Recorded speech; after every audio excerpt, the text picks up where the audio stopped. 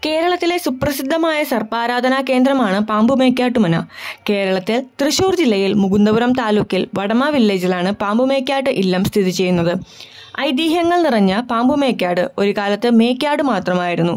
മേക്കാട്ടുമനയിൽ സർപ്പാരാധന ആരംഭിച്ചതോടെയാണ് പാമ്പുമേക്കാട് എന്നറിയപ്പെടാൻ തുടങ്ങിയത്. ഇവിടെ സർപ്പാരാധനയുടെ തുടക്കത്തെപ്പറ്റി വ്യക്തമായ ചരിത്രരേഖകളൊന്നുമില്ല. ഐതിഹ്യങ്ങളെയും പുരാവൃത്തങ്ങളെയും ആശ്രയിക്കുകയേ നിവൃത്തിയുള്ളൂ. മന്ത്രതന്ത്ര പ്രാവീണരായിരുന്നുവെങ്കിലും ദുസ്സഹമായ ദാരിദ്ര്യ ദുഃഖം അനുഭവിക്കാനായിരുന്നു മേക്കാട്ടുമനക്കാരുടെ വിധി. അക്കാലത്തിലൊരിക്കൽ ദാരിദ്ര്യ ദുഃഖത്തിന് നിവൃത്തിയുണ്ടാക്കണമെന്ന പ്രാർത്ഥനയുമായി മനക്കിലെ മൂത്ത നമ്പൂതിരി ചരിത്രപ്രസിദ്ധമായ തിരുവഞ്ചിക്കുളം ക്ഷേത്രത്തിൽ ഒരു വ്യാഴവട്ടക്കാലം നീണ്ടു നിൽക്കുന്ന ഭജനമിരിക്കാൻ ആരംഭിച്ചു. ഒരു രാത്രി വാസുകി എന്ന സർപ്പരാജൻ കയ്യിൽ മാണിക്യക്കല്ലുമായി പ്രത്യക്ഷപ്പെടുകയും വരങ്ങൾ ആവശ്യപ്പെടുകയും ചെയ്തു. സർപ്പരാജന്റെ സാന്നിധ്യം തന്റെ ഭവനത്തിൽ എല്ലായ്പ്പോഴും ഉണ്ടാകണമെന്നും തന്റെ ദാരിദ്ര്യ ദുഃഖത്തിന് അറുതി വരുത്തണമെന്നും വരം അരുളാൻ ആവശ്യപ്പെട്ടെന്നും വാസുകി നൽകുകയും ചെയ്തു എന്നുമാണ് വിശ്വാസം. മനയ്ക്കൽ എത്തിയ നമ്പൂതിരിയുടെ ഓലക്കുടയിൽ പിണഞ്ഞിരുന്ന നാഗത്താനെയാണ് മേക്കാട്ടുമനയിലെ പരദേവതയായി കിഴക്കിനിയിൽ പ്രതിഷ്ഠിച്ചത് എന്നാണ് വിശ്വാസം. നാഗയക്ഷിയുടെയും വാസുകിയുടെയും കൽപ്പനകൾ അനുസരിച്ച് മേക്കാട്ടുമനയിലെ ആളുകൾ ജീവിക്കാൻ ആരംഭിച്ചു എന്നതാണ് ഐതിഹ്യം. ഈ കഥയാണ് കൊട്ടാരത്തിൽ ചങ്കുണ്ണി ഐതിഹ്യമാലയിൽ പാമ്പുമേക്കാട്ടുമനയിലെ നമ്പൂതിരിമാരുടെ സർപ്പാരാധനാ പ്രാധാന്യത്തിനു തെളിവായി കാണിക്കുന്നത്.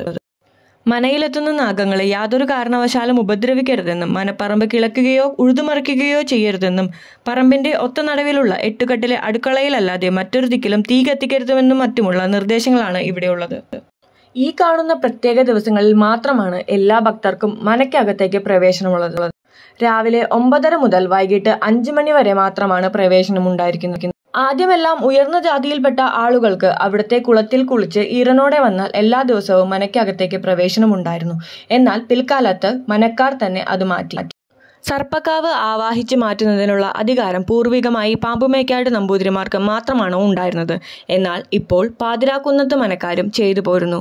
സർപ്പക്കാവ് ആവാഹനം 3 രീതിയിലുണ്ട്. സർപ്പക്കാവ് പൂർണ്ണമായി മാറ്റുക, സർപ്പക്കാവിന്റെ വലിപ്പം കുറയ്ക്കുക, ഒന്നിലധികം കാവുകളെ ഒന്നിച്ചു ചേർത്ത് ഒരു കാവാക്കുക. ആവാഹിച്ച കാവുകളെ മനയിലെ തെക്കേ പറമ്പിലാണ് കുടിയിരുത്തുന്നത്. കുടിയിരുത്തിയ ശേഷം പഴയ കാവുകളെ നശിപ്പിക്കാൻ മനക്കാർ അനുവാദം നൽകും. ചില പ്രത്യേക ദിവസങ്ങളിൽ ഇവിടുത്തെ ആത്തോലമ്മ ഈ കവാടത്തിലൂടെ ഭക്തർക്ക് ദർശനം നൽകുകയും അനുഗ്രഹം നൽകുകയും ചെയ്യുന്നു.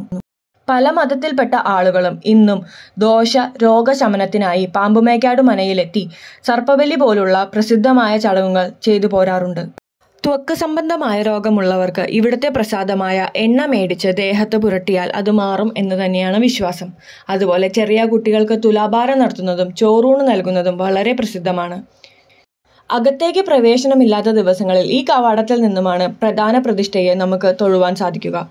എന്നാൽ മുൻപ് കാണിച്ച ദിവസങ്ങളിൽ നമ്മൾ ചെല്ലുകയാണെങ്കിൽ ഈ വാതിലിൽ കൂടെ ഇല്ലത്തിന്റെ അകത്ത് പ്രവേശിച്ച് പ്രധാന പ്രതിഷ്ഠയെ നേരിട്ട് കണ്ട് തൊഴുവാൻ നമുക്ക് സാധിക്കുന്നു. എന്നാൽ നമ്മൾ വഴിപാടുകളെല്ലാം സമർപ്പിക്കുന്നത് മറ്റൊരു നടയിലാണ്. സർപ്പദോഷമുള്ളവരും സർപ്പത്തിന് വഴിപാടുകൾ കഴിക്കേണ്ടവരുമായ ആളുകളെല്ലാം തന്നെ ഇവിടെ കൊണ്ടുവന്ന് പാമ്പും മുട്ടയും പുറ്റും മറ്റും വയ്ക്കുകയും ചെയ്യുന്നു. ഈ വഴിപാട് സാധനങ്ങളെല്ലാം തന്നെ വരുന്ന വഴിയിൽ നമുക്ക് വാങ്ങിക്കാൻ കഴിയുന്നതാണ്. മേടമാസത്തിൽ ചൊവ്വ, വെള്ളി, ഞായർ എന്നീ കൊടിയാഴ്ചയിലൊന്നിൽ മുടിയേറ്റം നടത്തുന്നു.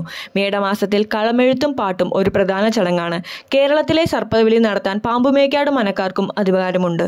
മണ്ഡലകാലത്ത് എല്ലാ ദിവസവും വൈകുന്നേരങ്ങളിൽ ഇവിടെ സർപ്പബലി നടത്തിവരുന്നു. പാമ്പുമേക്കാടിന് പുറമെ സർപ്പാരാധനയ്ക്ക് ഏറ്റവും അധികം പ്രാധാന്യം ലഭിക്കുന്ന 2 കേന്ദ്രങ്ങളാണ് നാഗർകോവിലും മണ്ണാർശാലയും. ഈ 3 സ്ഥലങ്ങളെയും ബന്ധിപ്പിച്ചുകൊണ്ട് ഒരു സങ്കല്പം ജനങ്ങൾക്കിടയിൽ നിലവിലുണ്ട്. സർപ്പശ്രേഷ്ഠമായ അനന്തൻ ഈ 3 ദിക്കിലുമായി കിടക്കുന്നുവെന്നും അനന്തന്റെ ശിരസ് നാഗർകോവിലിലും മദ്യം മണ്ണാർശാലയിലും പാദം പാമ്പുമേക്കാടുമായി വച്ചിരിക്കുകയാണെന്നും വിശ്വാസമുണ്ട്.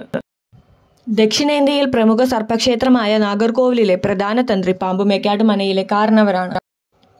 ഈ രീതിയിലുള്ള വെളിച്ചെണ്ണയാണ് ഇവിടുത്തെ തീർത്ഥമായി നമുക്ക് ലഭിക്കുന്നത്.